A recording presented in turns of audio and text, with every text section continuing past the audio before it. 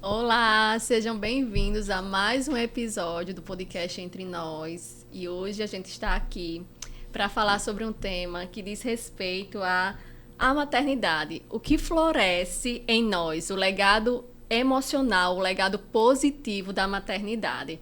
E para essa conversa, né, nós temos aqui mulheres incríveis que Thaís vai poder apresentar, mas hoje a gente quer olhar para esse futuro, que esse fruto que vem com o que a gente está florescendo hoje.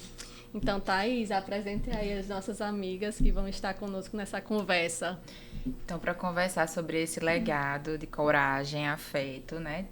Temos Patrícia, pedagoga, Waldorf, mãe, filha única, né? Vai trazer para a gente a perspectiva na pedagogia Waldorf, enquanto a experiência, né, da maternidade.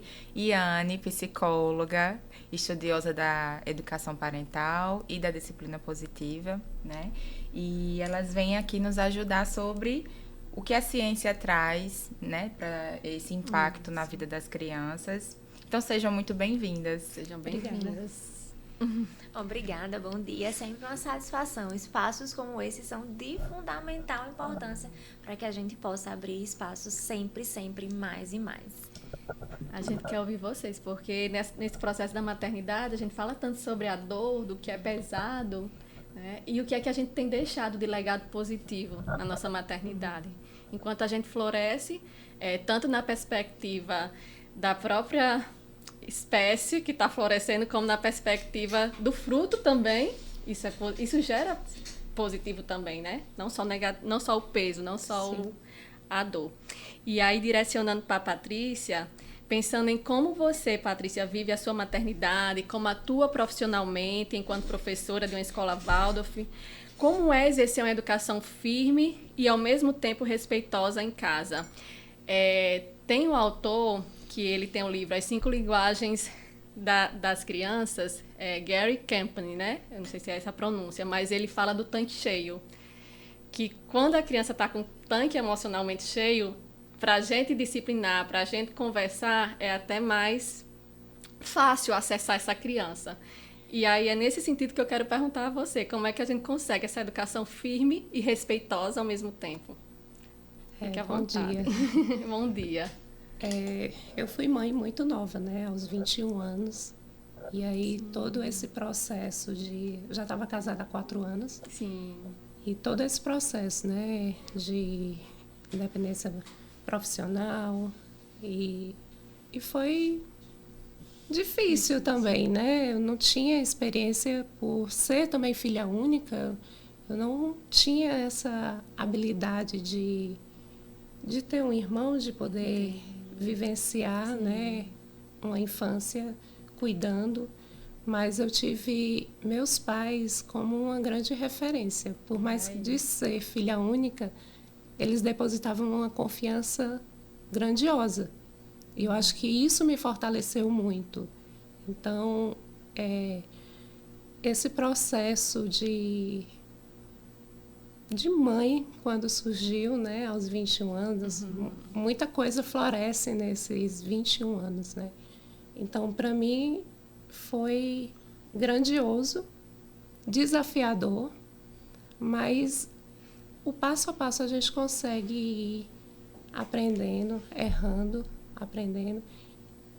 Eu acho que eu consegui, de alguma forma, chegar num objetivo, né? Então, assim, hoje eu, como mãe e professora, eu levo um pouco do que eu aprendi em casa para a escola. Você teve contato com essa pedagogia Waldorf já na sua infância ou foi algo que você... Não tive, mas assim, mesmo sem conhecer a pedagogia Waldorf, que hoje já tem 100 anos, né? Isso, já.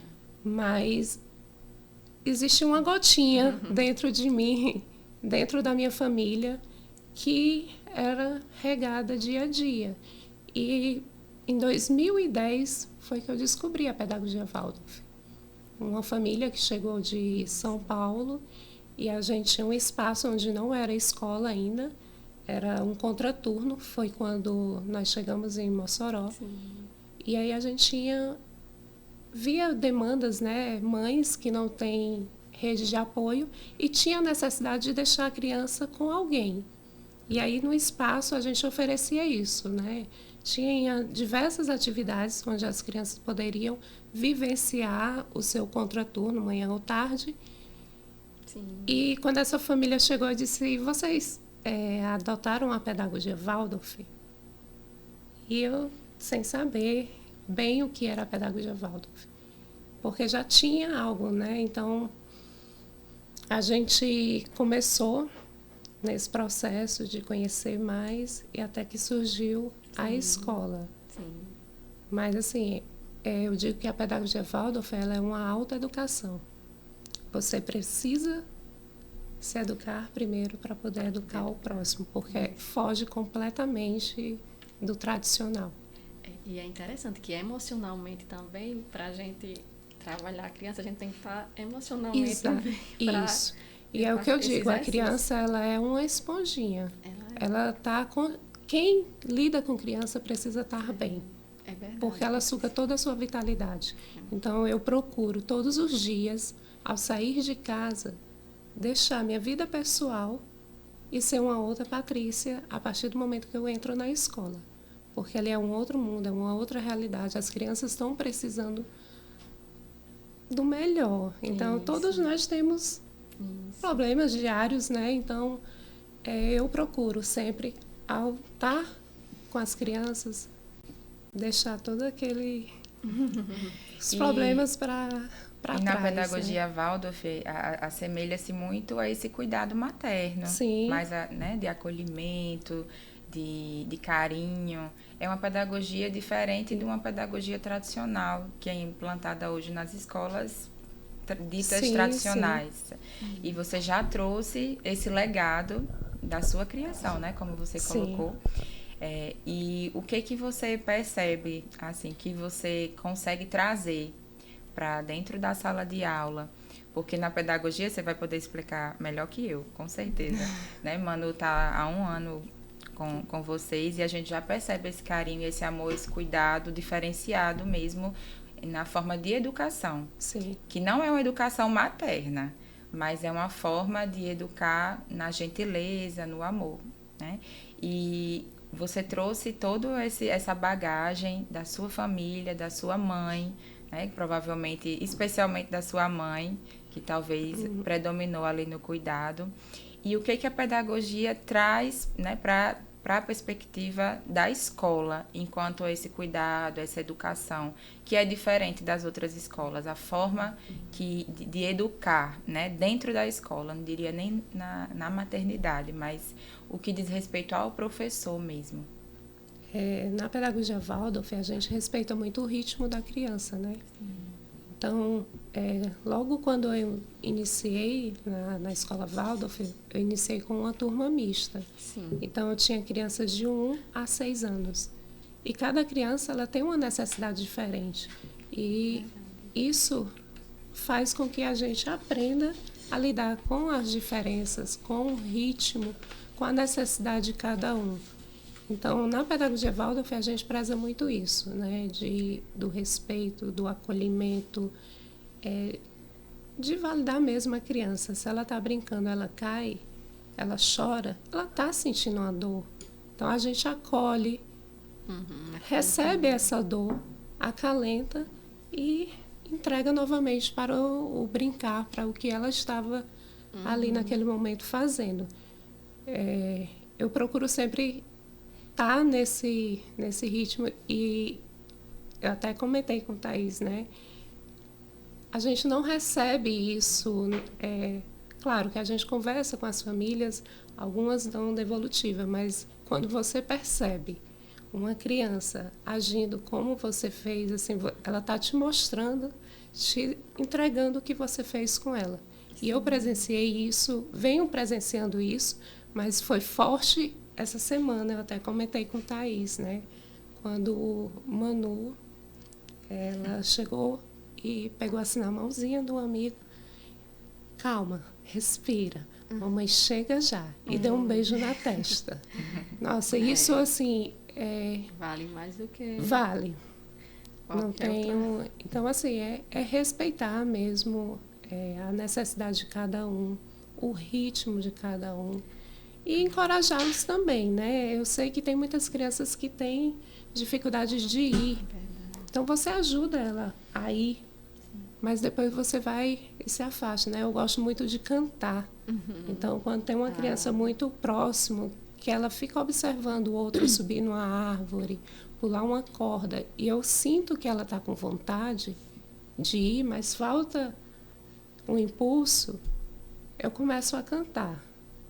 Canto e... Cria a letra ali. Cria. Muitas vezes né? cria. Se você me perguntar qual foi a música que você cantou. Você tá criando. Não, às vezes não lembro, porque o momento te traz isso. Nossa, você fala, né? É muito criativo, porque é um desenvolvimento integral. Quando você Sim. pensa, o brincar, ele é muito criativo, assim. Você aprende diferentes coisas e é inclusive de dentro para fora. É algo que a gente vai trabalhando, né? Emoções, Sim. né? Você falando da coragem, da questão do medo.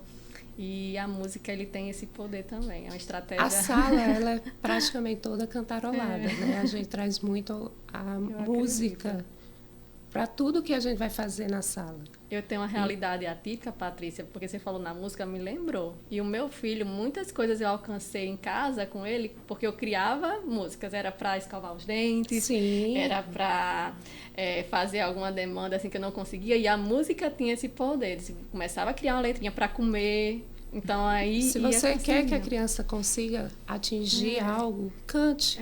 Que ela vem, em vez de você estar dando ordens. Isso. Né? Não, você fica estressado, você cansa, você não consegue trazer a criança, e quando você canta, tudo muda. Parece que a linguagem, até o pozinho de pirim-pim-pim, quando está aquele movimento todo e eu preciso chegar numa criança, eu estou com uma distância, eu começo a cantar o pozinho de pirim-pim-pim, todos vão se acalmando, e aí eu consigo...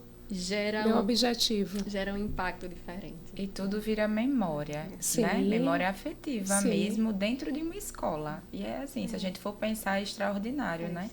A gente pensar que na escola a criança vai se sentir acolhida, vai sentir aquele afeto que também sente em casa. E isso começa não só na escola, né? A escola, ela é uma extensão da casa. Então, você precisa ter uma conexão, ter um contato, ter uma proximidade com a família, para que isso também passe segurança para a criança. Porque ela está sendo inserida num ambiente diferente, com pessoas diferentes, com temperamentos diferentes. Então, é muitas sensações, muitas demandas para uma criança que ainda não consegue lidar com tudo. Isso. Essa sua fala, acho que vai ser complementada agora com uma perspectiva aqui de Anne, entrando agora em um ponto crucial, que a infância é o momento em que construímos a nossa identidade. Não é verdade? E a voz da mãe, ela funciona como um espelho. Então, Anne, o que acontece na mente da criança quando ela escuta frases, né, que não são positivas, no sentido de dizer, você não é corajoso, você é teimoso. Às vezes a gente está ali no auge, no ápice do automático, do estresse, profere palavras, frases que não contribuem, e o quanto ela realmente acredita e absorve isso como uma verdade absoluta sobre si mesma. É tão interessante nessa construção, porque não é a perspectiva de trazer o falar. A mãe vai... você não é corajoso, você é preguiçoso, você é bagunceiro. Isso é sobre o comportamento da criança. Mas a partir do momento em que ela escuta isso, isso passa a ser identidade. E por muitas vezes a gente não corrige o comportamento, a gente meio que rotula a criança. E nesse caso, a gente precisa conduzir com palavras ou com situações que vão ser apoio para que ele construa uma identidade satisfatória. Hoje, logo cedo, a gente começou o dia trazendo algumas perspectivas para as redes sociais, o que a gente iria trazer. E um dos vídeos que a gente propôs foi o iceberg. Vamos trazer, inclusive, o iceberg para hoje. Quando a gente olha o iceberg, a gente vê o comportamento da criança, a bagunça. A criança deixou todos os brinquedos espalhados e aquilo ali é o comportamento. Embaixo do iceberg, nós temos a identidade. E aí, nesse caso, a criança vai entender que ela é bagunceira. E ela vai levar isso para o resto da vida. Na construção de que a gente precisa mostrar, pontuar, corrigir o comportamento e não a identidade. É tão diferente você falar a perspectiva de, nossa, mas ficou a casa bagunçada, vamos arrumar, e não que ele é bagunceiro. Isso. Nossa, você é muito burro. É diferente, né? Não, as suas notas estão baixas. Entra dentro de uma perspectiva de reconstruir o que a gente aprendeu. Vocês falando sobre a pedagogia, as perspectivas, a forma como se educou até hoje, ou até mais ou menos uns 10 anos atrás, né? Que as novas perspectivas de educar crianças, elas vêm surgindo, fugindo do autoritarismo e da negligência ou da passividade. E a gente encontra, assim, hoje, uma forma de educação positiva, dentro da perspectiva firme e gentil. Vocês trouxeram, né? E essa é a base da educação da disciplina positiva que a gente traz cada vez mais. Os limites, eles são importantes. Vocês não vão educar crianças, nós não vamos conseguir construir sujeitos sem limites. Limites também é amor. Porém, existe a forma de impor limites com gentileza. E aí é o caminho do meio que a gente precisa pensar. Não são opostos, eles são juntos e misturados. Por isso que quando a gente precisa olhar para quais são as frases ou a forma que eu tenho educado e construído o desenvolvimento do meu filho dentro de uma perspectiva. E aí eu trago o que vocês já falaram. A partir do momento em que eu não estou bem, eu vou dizer que ele é bagunceiro. Quando eu estou bem, eu vou dizer, mas a casa está bagunçada, porque eu vou conseguir sair do automático e olhar de fora. Quando vocês trazem a proposta do podcast e do Florescer, a prática na clínica hoje, ela é muito pautada em encher forminhas. E aí é exatamente isso que a gente traz. Como que eu vou florescer se eu estou cansada, se eu estou frustrada, se eu estou ansiosa, se eu estou triste? Nem o meu florescimento vai acontecer, nem o da criança. Verdade. E aí é a construção do encher forminhas mesmo. Essa forminha, ela tá lá, a gente tem que encher, porque se eu quero gelo, eu tenho que encher a forminha. Nessa perspectiva, o transbordar, que esse transbordar da forminha, ele seja proveitoso, que a gente vá colher esses frutos no futuro, que esse gelo ele seja sólido, que a gente possa de alguma forma entender essa construção. Então as metáforas, elas são muito usadas na prática terapêutica o tempo inteiro. É assim que eu vejo que a gente consegue acessar cada vez mais. Então quando eu trago a metáfora das forminhas, igual vocês trouxeram do Florescer, e elas estão meio que lado a lado, com o objetivo maior, que é a educação dessa criança, dentro dos limites e dentro da gentileza. Olhar para você enchendo essa forminha, você florescendo, olhando para o seu maternar, para o seu paternar, vai fazer toda a diferença nesse fruto. Vai fazer toda a diferença nesse gelo. E é essa construção que a gente sempre faz. Como que você tem se cuidado para isso? Ah, tá, mas eu aprendi dentro do autoritarismo. Eu aprendi, não, minha mãe me dava tudo, ela era ausente, né? A gente vem de algumas educações muito assim, minha mãe trabalhava muito, e aí eu tinha tudo. E aí eu quero dar mais pro meu filho hoje, eu quero fazer diferente.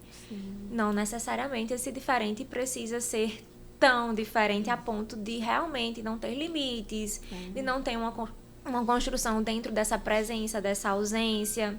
E é justamente isso, quando a mãe segue o caminho inverso, o impacto é gigantesco, né? Então, quando ela começa a inserir palavras e frases positivas, o impacto é ainda maior, né? E muito mais proveitoso. Seria esse transbordar de forminhas. Isso. Né? A construção, Thaís, está muito atrelada a entender que não necessariamente ela precisa fazer tudo. Esse impacto é reestruturar como ela foi criada, como fomos criados, qual foi o que teve de bom na nossa educação e o que pode de alguma forma ser melhor. Então, assim, a gente tem marcas hoje da nossa educação autoritária, de uma educação muito rígida, com muitos limites, e a gente vê isso nos discursos da reprodução dos pais. Se eu, como pai, tenho consciência de que a minha educação ela foi assim, eu sou consciente de que posso fazer diferente. E encontrar estratégias para fazer diferente, porém, usando essa perspectiva, ele me dava um limite 100. eu posso dar esse limite, mas não precisa ser 100. Ele pode ser um limite 50, de forma gentil e acolhedora, dentro de uma perspectiva de que vem cá, eu vou fazer com você, arrume seus brinquedos agora. Não, vamos arrumar juntos? Que vai funcionar também, né? Mas de uma forma muito mais gentil, muito mais acolhedora. Sim.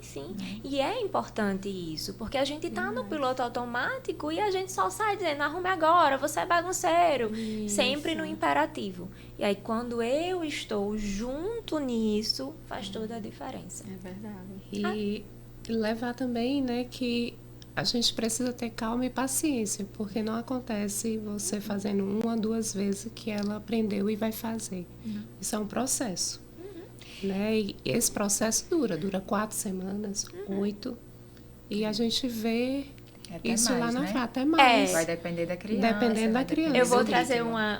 uma observação até pra gente descontrair. Eu fiz uns vídeos esses dias falando justamente sobre isso. A mãe chegou no consultório, Patrícia, eu tô cansada, eu já falei 50 vezes, ela não aprende. Aí eu virei pra ela e disse assim, você já olhou o grupo do seu condomínio? Você já olhou as placas que tem no aeroporto? A gente não pode nunca deixar de educar. Nunca. Os próprios adultos não obedecem. Por que as crianças vão obedecer? Nesse construto, a criança vai crescer e você vai continuar educando ela. Você vai continuar ensinando. Você vai continuar pegando na mão dela e conduzindo ela pelo caminho do meio, dos limites e da gentileza. Eu uso que é insistência, eu gosto dessa palavra, porque é uma insistência contínua, diária, e faz toda a diferença. Persistir sempre. Lembrar que a gente está construindo.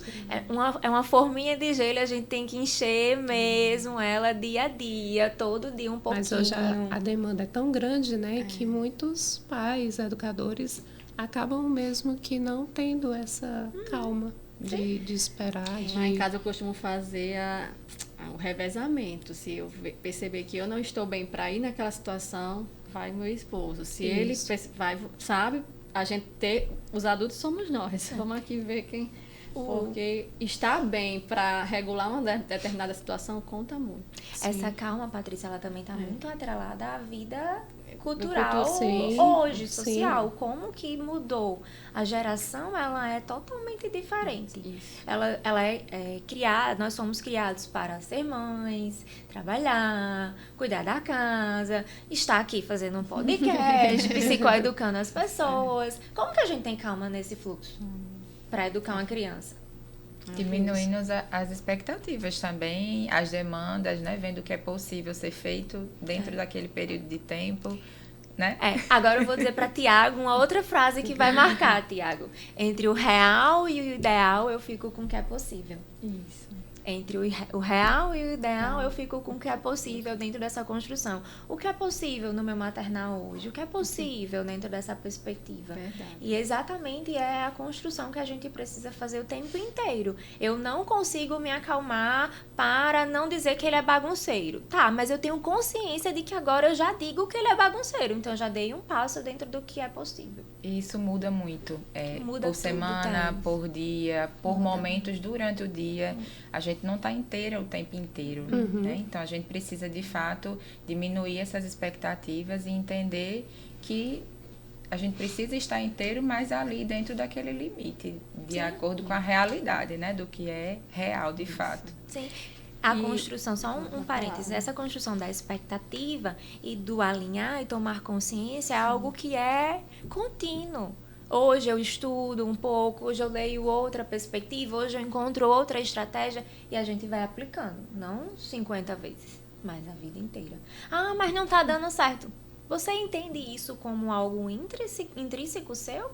Ou como algo que você está só aplicando como técnicas? Você trouxe, né, da perspectiva da pedagogia, como a pedagogia sendo algo que tem que viver. A partir do momento que você começa a viver isso, vai fazer toda a diferença. Sim. Não só como uma estratégia, não só como uma técnica. Aí eu lembrei que esse viver, justamente, a gente identifica que as pessoas não são iguais, né? Quando a gente vai para uma abordagem tradicional, a gente pega como se todo mundo fosse responder da mesma forma aquele estímulo ali, aquela resposta. E não é, as pessoas são diferentes. Então, a gente vive e a Sim. gente vai vendo... Eu consigo fazer a leitura de quem é o meu filho, né? De quem é essa pessoa, porque eu preciso entender que tem coisas que vão funcionar com ele, já que não vai funcionar com a irmã. Os gêmeos são diferentes, né? E Então a aí- gente precisa aprender. Isso. Eu lembro que eu fui uma criança que a gente foi criada dentro da tradição da palmada, mas eu lembro que a palmada não me fazia chorar. O que me fazia chorar era a palavra. Já minha irmã, com a palmada, já estava chorando, ela era bem chorando, mas o falar me feria muito mais, como eu lembro disso, e até hoje é assim. O falar me feria muito mais. Então, trazendo essa perspectiva que vocês estão falando, eu vou perguntar a Patrícia, mas também serve para as demais. Olhando para trás, quais eram as palavras que a sua mãe lançava sobre você, sobre vocês? Em momentos difíceis da sua vida adulta, você se pegou lembrando dessas frases para ter forças? Vocês trazem na memória o que vocês passaram ali na infância? Na adolescência, eu lembro mais. A adolescência é uma fase bem difícil, né? Sim. E minha mãe nunca me proibiu, nunca me disse um não quando eu precisei sair para uma festa, porque eu gosto. E ela sempre dizia, você vai, mas tenha responsabilidade. Você não precisa entrar num grupo, fazer o que o grupo está fazendo para poder ser inserido dentro desse grupo. Ela me dava muita confiança e eu sempre me apeguei muito nessa confiança dela e nunca, acho que não decepcionei. E sempre tinha um diálogo bom com ela, né? De contar, de dizer mesmo como foi o que vivenciei. Eu acho que é confiar. Talvez essa eu confiança recebi muito começou isso. lá na infância, Sim. né? Sem mesmo você perceber. Ela já tinha relações de confiança no dia a dia, nas coisas simples da vida, deixar você fazer algo que talvez você tivesse já aptidão, mas ela ficou ali, né, na Sim. dúvida, mas mesmo assim deixou e você se sentiu confiante ali naquelas pequenas coisas do dia a dia e que na adolescência floresceu, de Claro. fato, né? Porque essa relação de confiança, ela não se constrói na adolescência. Sim. Né? Para um filho trazer questões pessoais para os pais, tem que existir uma base firme e forte desde o início. Né? Então, talvez começou lá mesmo antes de você não Sim, lembrar. com certeza. Né? A construção de que a infância é o chão que a gente pisa a vida inteira, né? E isso é muito, muito claro, assim. A minha mãe era uma mãe muito ausente, eu fui criada pela minha avó, então provavelmente esse florescer foi da vovó, não foi da mamãe. E o meu pai, eles eram separados, então eu não tenho esse construto, mas da vovó eu tenho muito dentro dessa perspectiva do afeto, do carinho, do cuidado, de como ela fazia as coisas com, digamos assim, com muito amor, muito amor. E esses discursos dela sempre foram, assim, de passividade, ela sempre teve uma perspectiva passiva. Minha mãe não, minha mãe, ela já tinha uma postura muito mais autoritária. Então, até o enviesamento desse florescer, né, dessa criança interna que foi sendo construída tem os dois caminhos, né? O lado mais passivo da vovó e o mais autoritário da minha mãe dentro das ausências dela, quando era possível ela estar presente. E isso, quando eu olho hoje, né, quando a gente começa a estudar psicologia, que a gente vai se aprofundando e cada vez mais querendo olhar para a família como um todo, eu vejo, nossa, isso aqui era igual, é muito equivalente. Quando eu trabalho com pais separados, né? Por exemplo, minha mãe autoritária vinha na perspectiva, você vai morar com seu pai. E aí, hoje no consultório, quando eu vejo as situações, aí as mães, né, vêm nessa perspectiva, eu já disse a ela que ela vai morar com o pai dela. Eu disse, meu Deus. Aí eu, ei, peraí, vamos aqui, ó. Não vamos fazer assim, não. Vamos fazer diferente. A gente tem essas consequências e você ficar com essas ameaças, vamos pensar diferente. E a gente pensa em estratégias e olha para essa situação com outros olhos, dentro da perspectiva de que precisa impor limites. Sim, esse comportamento precisa mudar, essas estratégias precisam ser diferentes, mas não necessariamente com uma ameaça, coagindo, né, numa perspectiva É uma construção, né, interna nossa, Sim. é de fato um florescer. Precisamos ter paciência com nós mesmas enquanto mães, né, que estamos ali também aprendendo junto com as crianças, e ter essa paciência de construir esse processo inteiro. Ele não vai se findar, ele não vai se esgotar. Todos os dias haverão demandas diferentes, situações diferentes, idades diferentes, com outras perspectivas. A gente muda muito, a gente tem fases diferentes demais ao longo da vida. Né? Que eu percebo até que os nossos pais nos deram coisas que eles não tiveram, por exemplo, e eu vou falando de coisas emocionais também, situações, de estrutura, né? isso. Assim como eu percebo que a gente está fazendo coisas que nós não tivemos, né? São ciclos, e aí justamente ou você reproduz algo que você teve, ou você quebra aquele ciclo e faz diferente. Então, é muito complexo, porque as relações são complexas. Às vezes não é a família ali estruturada, é uma avó, você tem um tio, uma tia, né? Então, entender tudo isso e ver como isso vai... Pega o gancho do que você trouxe, né, Samily, dentro da perspectiva de que eles não são iguais. As crianças não são iguais, as famílias elas não são iguais, as situações elas são totalmente diferentes. Às vezes são pais separados, mas são situações totalmente diferentes, né? São possibilidades. E aí a construção é sempre olhar para o todo.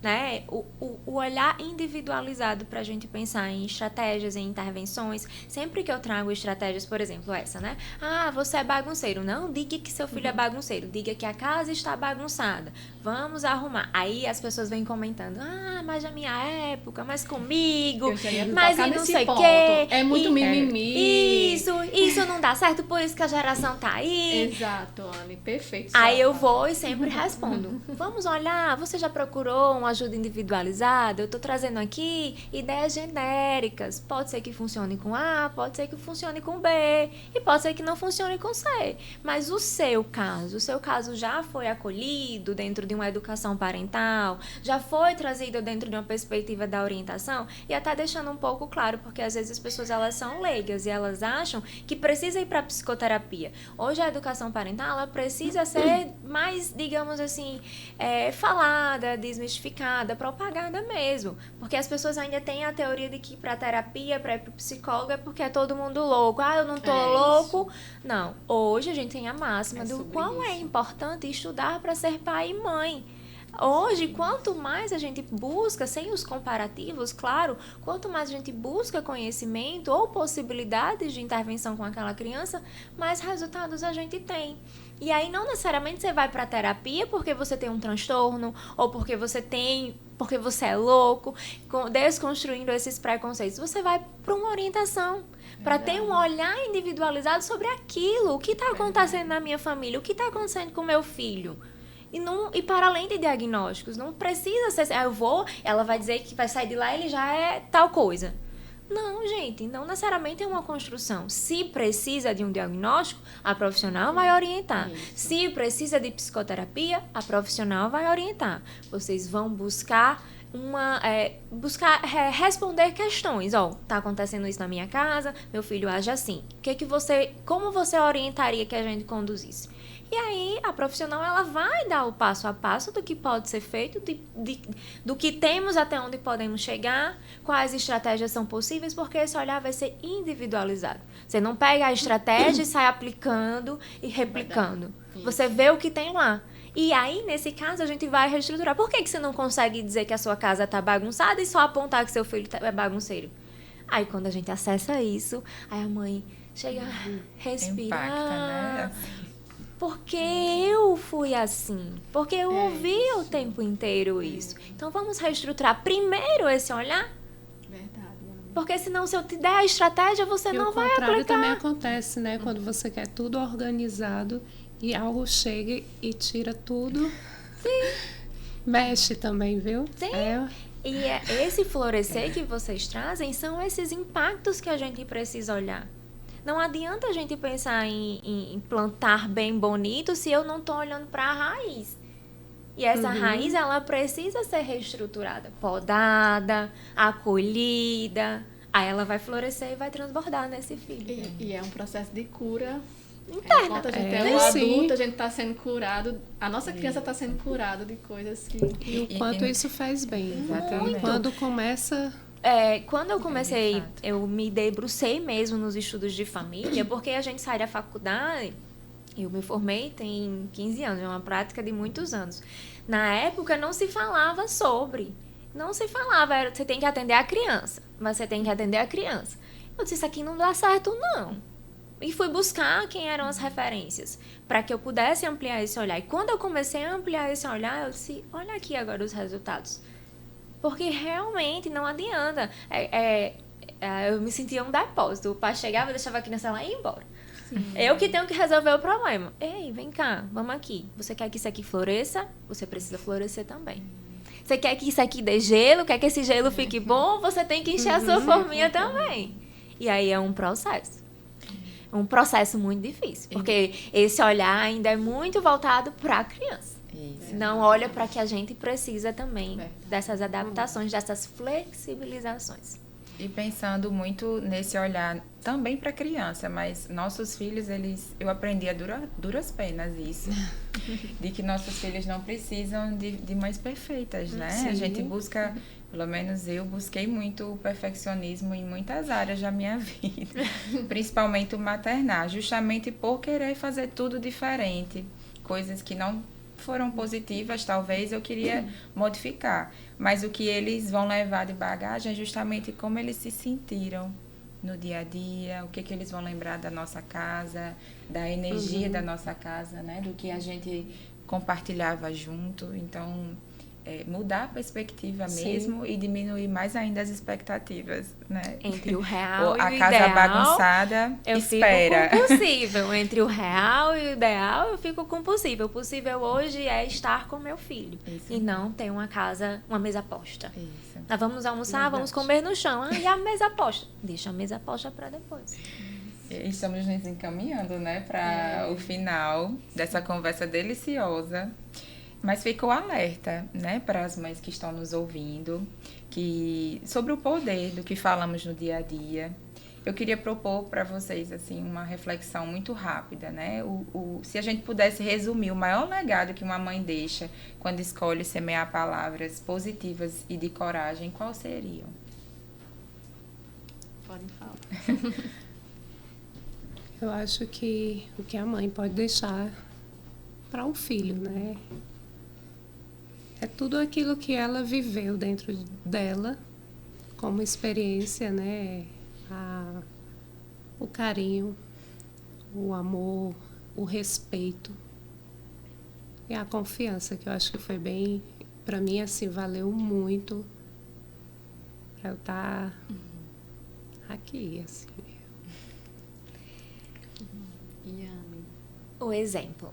A gente tem falado sobre o florescer dentro de uma perspectiva de palavras e tudo mais, mas mais do que palavras também são exemplos. E esses exemplos, eles são no dia a dia, seja tratando o caixa do supermercado, seja numa relação com um amiguinho na escola.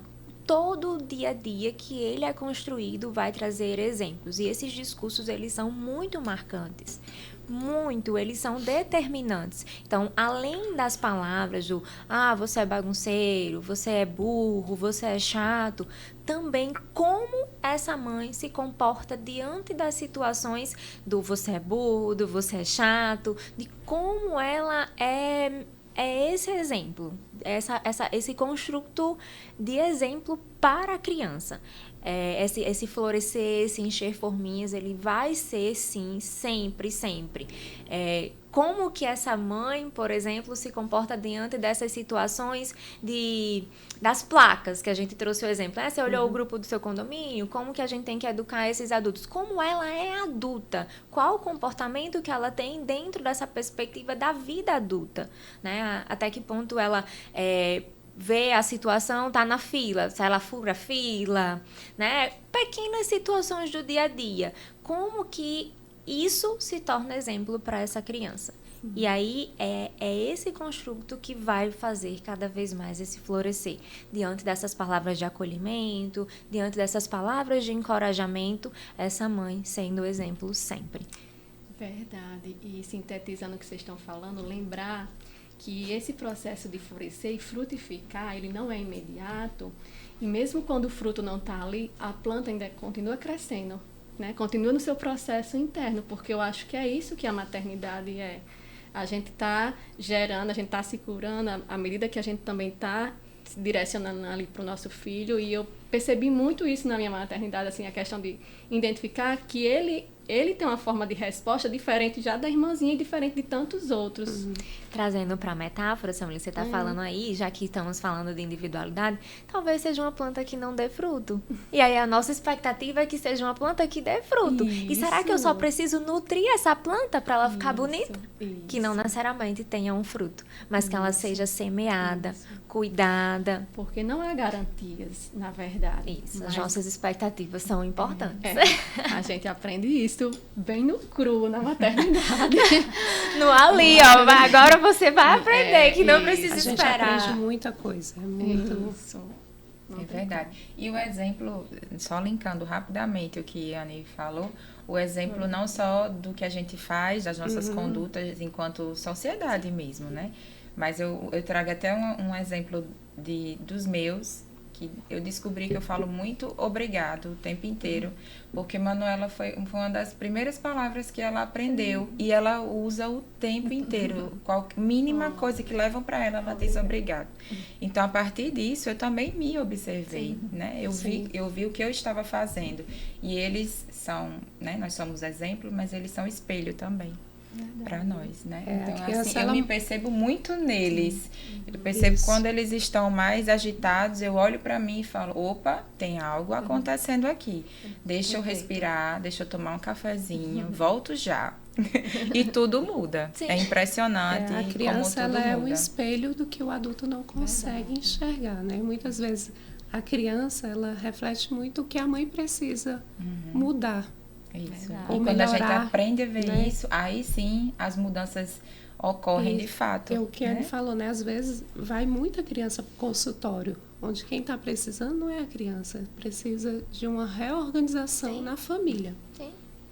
Porque ela está te mostrando aquilo e nós não estamos querendo enxergar. Perfeito, meninas. Conversa maravilhosa, né? Acho que daria outro podcast, outro episódio. Ficaria aqui consultando. Eu abro esse espaço Foi para ótimo. Patrícia e Anny falar sobre seus projetos, sobre suas redes sociais, seus contatos. Patrícia pode falar talvez da escola, né? Do que vocês... Agradecer mesmo, assim, tá hoje aqui a convite de vocês.